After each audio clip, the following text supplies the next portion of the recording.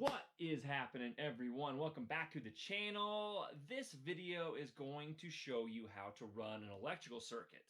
So I am in the process of trying to finally finish my studio for some of the recording in all of my podcasts that I do. I had a temporary setup. It's now time to finish it. I've got a bunch of material set up and ready just to crank it all out. First thing I have to do is add lighting and some more power in this studio to finish it up. So I'm going to show you how to run the circuit to add outlets, switches, and lights. Super simple. So before we get started, make sure you hit that subscribe button if you haven't. Hit that bell for notifications for future videos of everything in the home building, real estate, entrepreneurial world. All right? Hit the thumbs up at the end if you liked it. I appreciate all the support.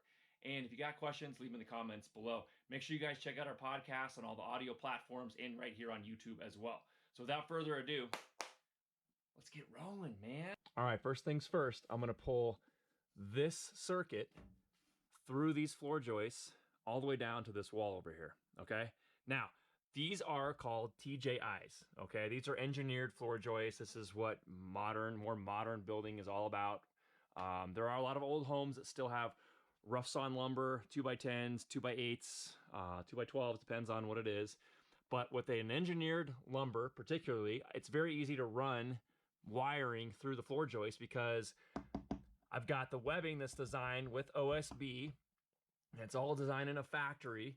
And there's these things called knockouts here. And these knockouts are strategically placed holes within the actual webbing of the TJI that allows us to punch holes through the joist at designated locations, already pre-designed and pre-engineered, to run any sort of wire, piping if needed, so forth, obviously up to a certain dimension, anywhere we want. So I can knock out as many of these as I want, and I won't impede on the integrity, so to speak, of the floor joist itself.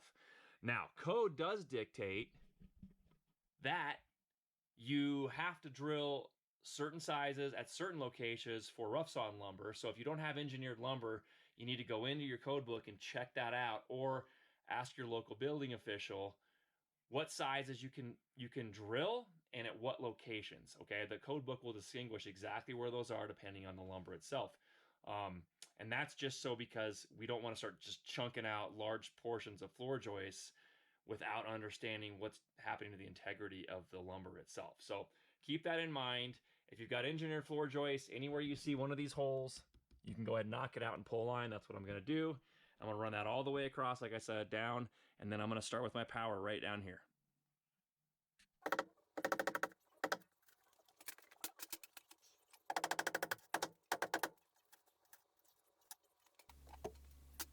So here I'm just adding my first hole at the top plate to run my wire up and around. You can use a paddle bit or you can use a hole saw. Once you get your holes in the right places, then you can go ahead and start fishing your line through those holes. Make sure you've got enough to work with, but don't use too much wire. And as you're feeding this wire through, you also want to make sure that it doesn't start twisting on you. If it wants to kind of coil up because it's been wound up from the factory, just kind of twist and go with it to make sure you don't have any kinks in your line, because it's really important that you don't actually kink that line up and start stripping that sheathing, or even worse, break through the sheathing and start kinking your copper line inside of that sheathing itself. Work slowly, pull from top to bottom.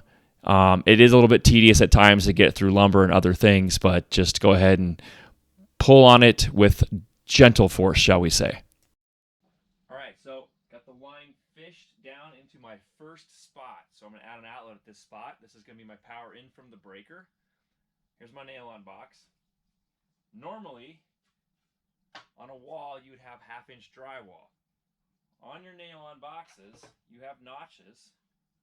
You can see them right here that will sit against the face of your framing. So your stud hooks in right here, and that gives you your half-inch of depth for when you hang drywall. That box ends up being flush with the drywall. Okay? Difference here is I'm actually going to be running pine beetle. So I'm actually putting a pine beetle siding on top of the drywall. This is what's going to decorate the wall of this studio. So that's going to be on top of my drywall, which means if I set my nail-on box conventionally, it's actually going to be too deep. If you can see that, right? So I actually have to take this. I need it to be flush with my finished wall, okay? And this is something you have to keep in mind doing remodel work or anything else, is what does your wall look like? Is it going to be conventional drywall, or are you going to have something else on top of it, right? So I have to have this entire dimension set, so when I nail my box in, it's actually not going to set on those little notches. It's going to be proud of that, okay? So that's my dimension to get it flush. I've just got a little piece here to gauge where I need to nail that. I'm going to nail that box on, and then I'm going to drop my line right into that box, and I'll show you how to prep that box. Okay, so now I'm setting the depth of the box, just as I showed you with my extra material that's going on the face of that sheetrock. And then I'm going to go ahead and punch out the knockouts to run my line into the box. And these nail-on boxes have 4 knockouts. They have 2 on top and they have 2 on the bottom. You can simply take a screwdriver and your lineman's pliers and just tap fairly gently into the top of the box to knock those out. Those tabs will get pushed out of the way. Then you can pull your line into the box. Just keep in mind, make it as simple as possible. If there's line coming down from the top, you want to knock out the top ones. If there's line running out the bottom or coming up into the box from the bottom, you want to knock out the bottom tabs. Okay, now I'm setting the height for my light switch. Typically, those are 44 inches from the finished floor. I then went ahead and took my sheetrock and my finished material to set that depth just a little bit more proud of the framing than normal, because again, I'm not using those tabs for half-inch drywall. I'm using them to set my pine beetle depth. Then I take my leg from the receptacle up and over into the switch box, so I now have power running down into my light switch box.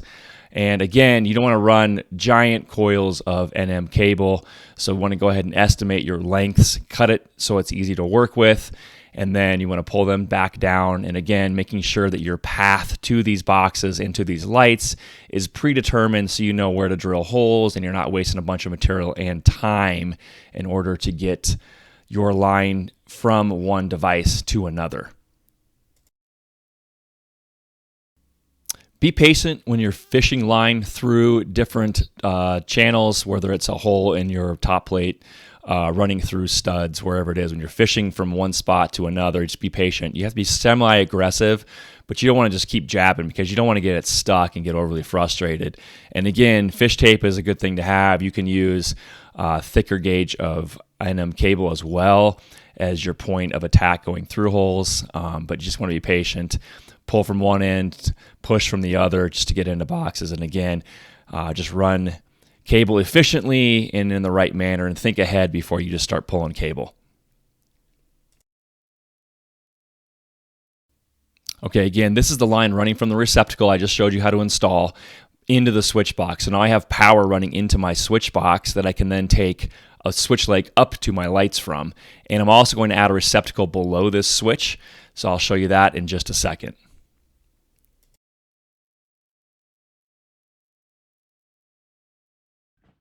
Okay, so because I'm coming through at this angle, which is kind of the best place to get my drill to get a hole through this top plate in through the floor joist, and I had a knockout here, I've got cable that's going to be hanging out in the middle of this joist or this stud bay if I don't secure it, okay?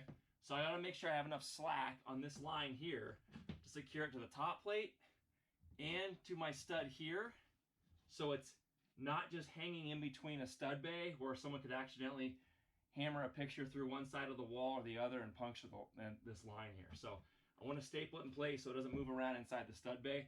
That's always something you need to do, and it's also code. Spacing is per code as far as where the staples go, but you got to make sure that this is either stapled or you strap both ends of the stud bay with some like 1x2 cleating or something. Just make sure you keep that in mind. You never want wire just hanging out inside stud bays. It's got to be stapled to framing members. All right, now that I've got my power pulled from the home run, got it in my box, I've then run a leg over to my switch from the top. So now I have my wire, my switch. My next step is to run my switch leg into my lighting itself. I'm going with recessed lighting in here. And before I can run my switch leg up into those lights from the switch box, I got to determine my layout of where these things are going to go. So this is recessed housing, okay? And this is for a 5 or 6 inch can light, all right? This is the actual rough housing for it, and then the trim out will go sit right in here. So what I'm going to do is I'm going to figure out where my lights are going to go. I've got a good idea based on where I don't want shadows, where I don't want light in my face. And so I have to go and do my layout. That's your next step, is figuring out exactly where your lights are going to be. And then you nail these onto your joists, okay? This is assuming, again, this is kind of a new construction project. These can actually be cut out and dropped into existing sheetrock as well. But in this case, we're just doing it this way. So I've got my layout. I'm going to go ahead and nail in. I'm going to have 4 recessed lights in here. I'm going to lay those out, and then I can go ahead and run my leg for my lighting. And it's going to connect all 4 of these onto that one switch. And that's it for the electrical portion. And then I'm going to show you how to install these trims as well. So next step, I'm going to lay out all 4 of these and install them in the floor joists. And then I'm going to run my switch leg. Something to keep in mind when you're doing your layout and you're actually installing these things, these get nailed on, okay? These are the spreader bars that will be installed against the joists as it goes this way, right? These hook onto the bottom of the joists, and then that nail gets nailed on. So I'm going to have a fixed point once I install this housing. My power is in this box right here, okay? So there's my power that I connect from my switch leg onto these. I always like to figure out exactly which way this power box is going to face and which knockout I'm going to use before I really install the light. So in this case, I've actually punched out this one right here. So this is going to be the last light in my sequence where my NM cable is going to run around, and it's going to die right in here, okay? I actually do that because if I'm working around pipes, HVAC, stuff like that in the ceiling, sometimes it can be really hard to get to one of these knockouts. If it's already open and accessible, it's just a little bit less of a headache. So if you're really on point, you're thinking about where that line's coming in from to each light, and you've got the right knockout opened up ahead of you actually installing it in your ceiling.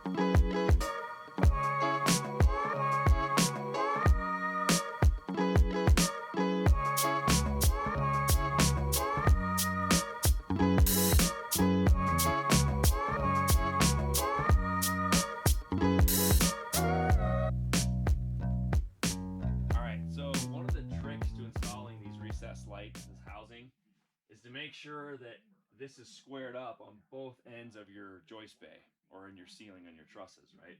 So as I said, these clips fit on the bottom of your truss or your joist, whatever you're installing it to, okay? And then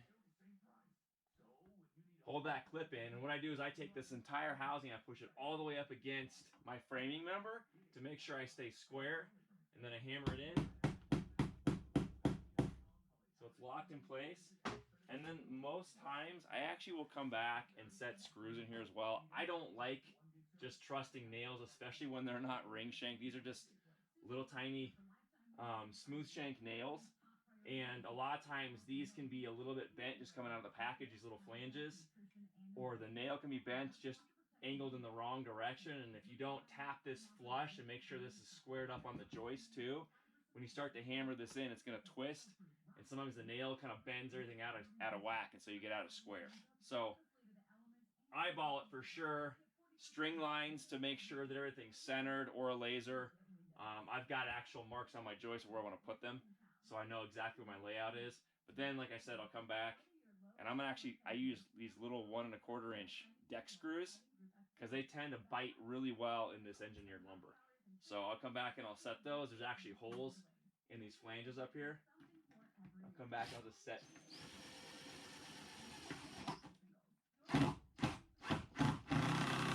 a screw right in there. Okay? So So that way the screw's not going to pull out as the nail possibly could. The last thing you want is when everything's finished and these are up inside the drywall, that something comes loose and things just jangling around in here. You don't want that. Also, once you have it exactly where you want, and that's either use a string line laser.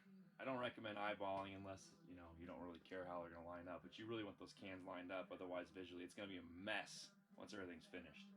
So once you get it where you want it, you want to lock it in place. There's usually a screw on each end of these actual spreader bars, but sometimes there's only one. Like on this one, there's only one.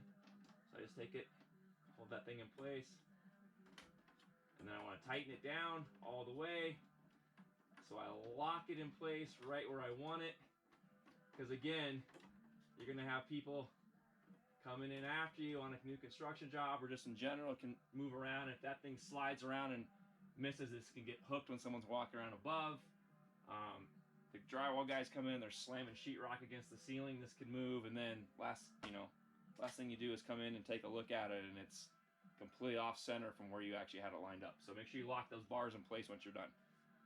All right, I got all 4 in. I'm going to run wire, and then we'll start wiring everything up in the boxes. All right, so now I'm going to start wiring up these can lights.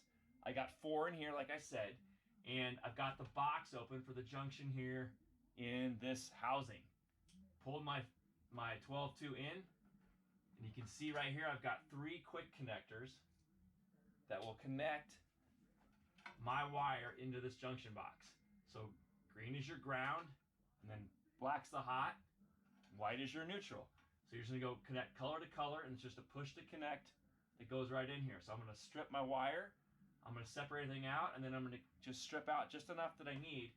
Generally, it's about 3/8 of an inch on the bare end to connect into these connectors. You really don't even need much more than 3/8 of an inch on the end to push them right in there. So one other thing to note too is before I get everything back in this box, I always check the manufactured wire that's in here. I kind of pull on these connectors to make sure that nothing came loose during shipping. Because it would really suck to have one of these come loose and you're running around looking at lights, everything's working except one light because you didn't check it, and you can't figure out exactly why all the other lights are on and this one's not. And the worst part about it is now the sheetrock's in, you got to get up from the bottom end of this and get into the back end, which you can. There's an opening back here. You have to get in the back end after you disassemble this entire recessed housing to check on these connections. So make sure you do this before everything gets covered up.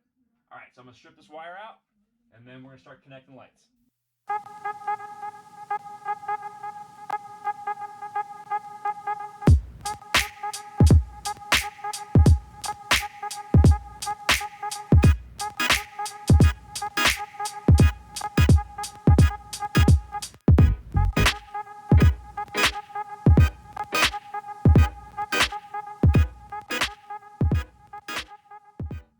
All right, this is my last can that I'm wiring up. So I've got a 12-2 coming in here, and here are my connectors, okay, as I was showing you before. I just want to show you real quick what you need to do with this wire when it comes in. So once it enters the box, it can be exposed. The sheathing doesn't have to be on it, but you want to make sure that you don't have any of that wire exposed on the outside of this junction box. All right, so you just need a sharp knife to strip the sheathing away, all right, which I've already started, and then you want to just gently press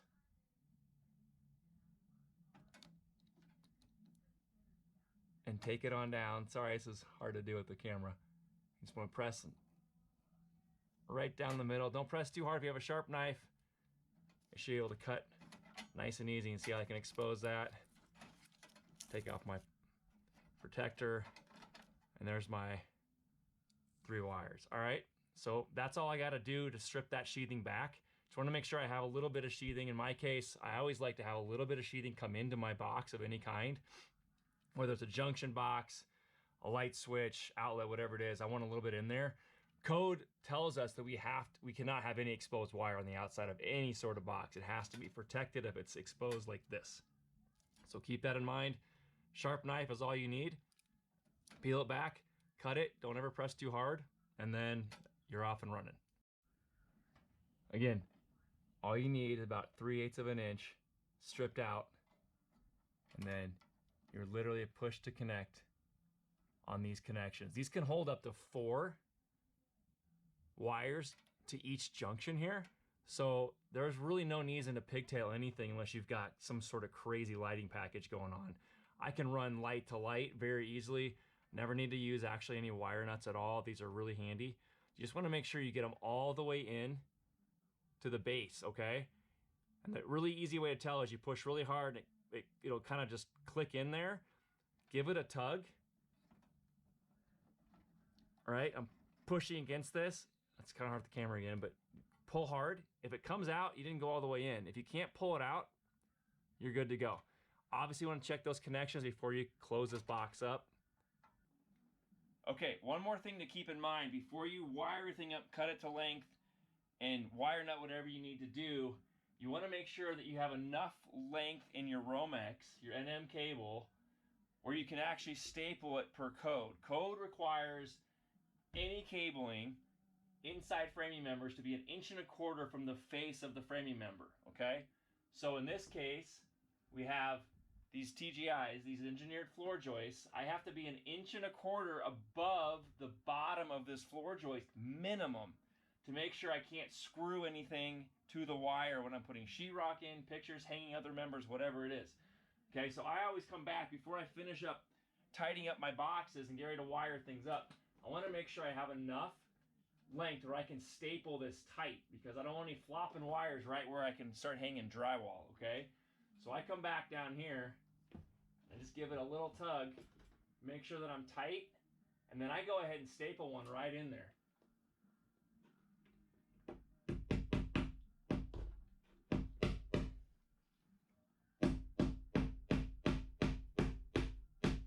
Okay, now I'm tight. Now I'm way above where I need to be minimum. I can go right into this floor joist here. And now I'm tight here, turning into this hole coming down to my light fixture, or to my light switch, sorry. That way, I don't cut too much off at the box, and then I screw myself and have to rerun the whole wire. Okay, now that I've run my Romex all the way around to my 4 lights, I've brought it back down through my top plate over where my switch is. And now I'm cutting that to length in the box, and I'm dropping that line back into the box. So now I have my switch leg run into the box itself. And the next thing to do is to run my leg down to my receptacle from this switch box, and that will be the last step in completing the circuit in this room.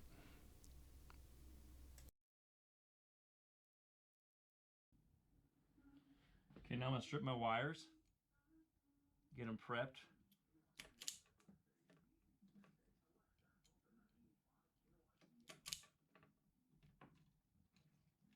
And I like to separate everything out of the way, pull everything out. I know which each line is for. It's actually a good idea to label. That's why I always like to leave a little sheathing in here too.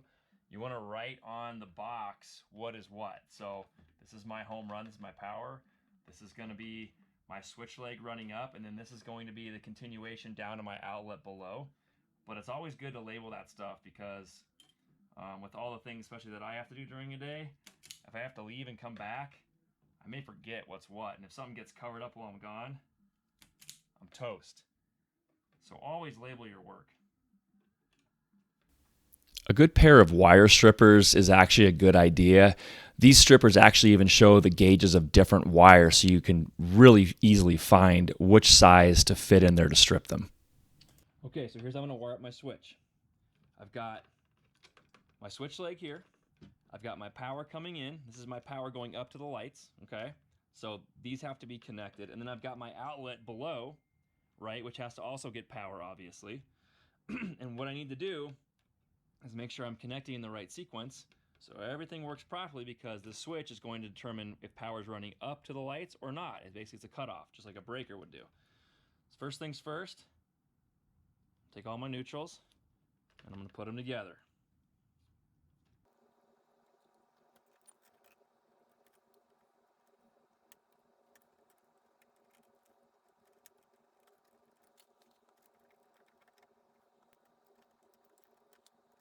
Now I'm gonna tie all my grounds together.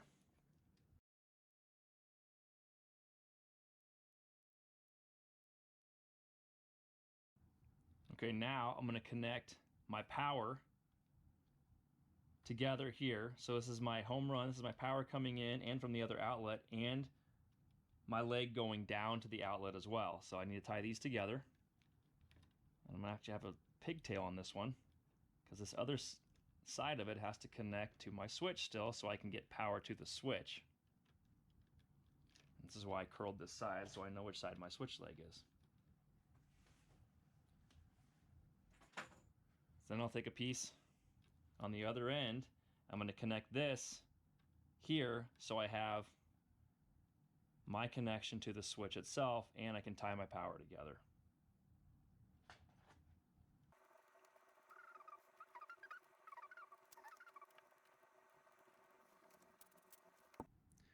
Okay, same thing's going to happen with my ground because I'm going to actually land a ground on the switch itself.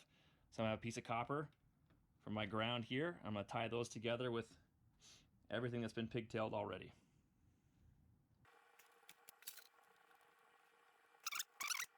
Okay, everything's nice and tight. Now I just need to make my curls to make my connections.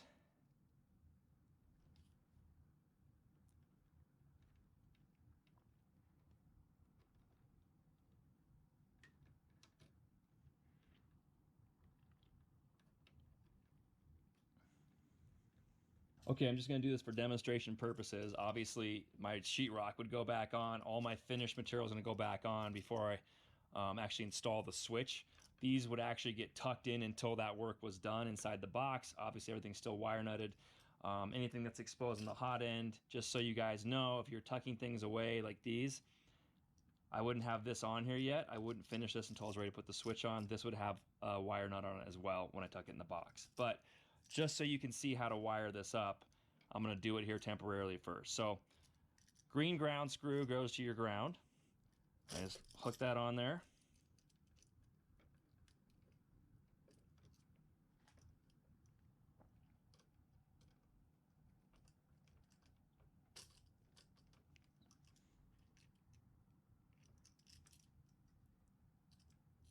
Okay, and then the hot leads go on the gold screws. So any sort of gold nut on your outlet or your switch is for your hot, which would be a red or black wire.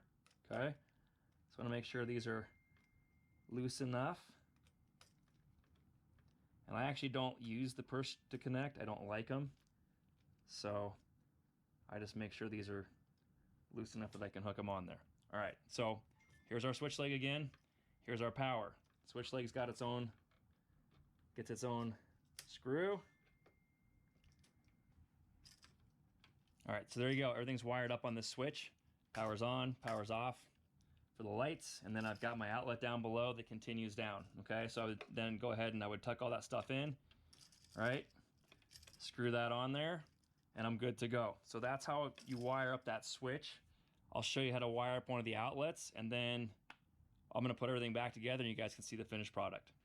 Okay, again, this is for demonstration purposes only, but I'm gonna go ahead and wire this up for you ahead of everything getting finished.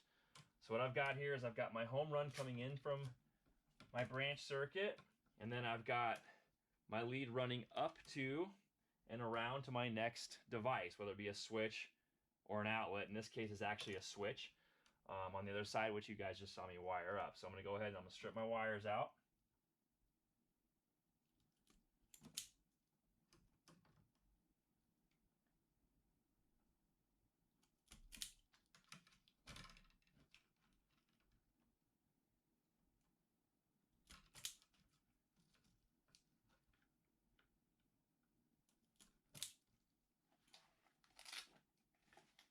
Okay, and then I've got my pigtails right here that I've already prepared. So I'm gonna go ahead and get those stripped as well.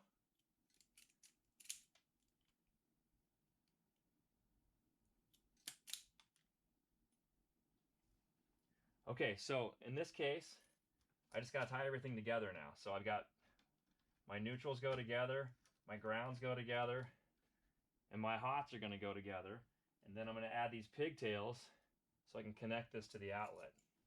So my other option, since this is the only device on this box right now, is I can actually use this as my junction and pigtail, okay? I can actually connect each hot to a gold screw, and I could even take each neutral to a silver screw, and then all I would have to do is pigtail my grounds and land that on my green screw. So you have two options here. It kind of just depends on if you're thinking about future work or remodel. If you want to pigtail it, then there's just more work disassembling this device in order to try to change things up or add stuff into this box. So in this case, because I'm not going to add anything else right now, I'm actually going to go ahead and just connect each one of these to my device here. Okay?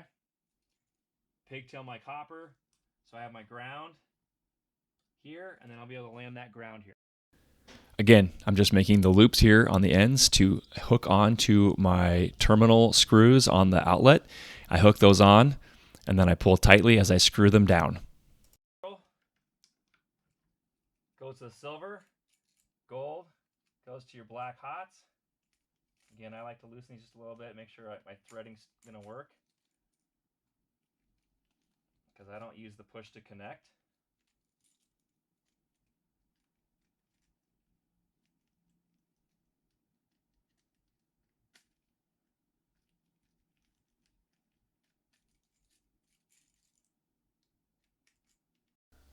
Once you hook up all your connections, pull firmly again and make sure everything is connected tightly and doesn't come loose.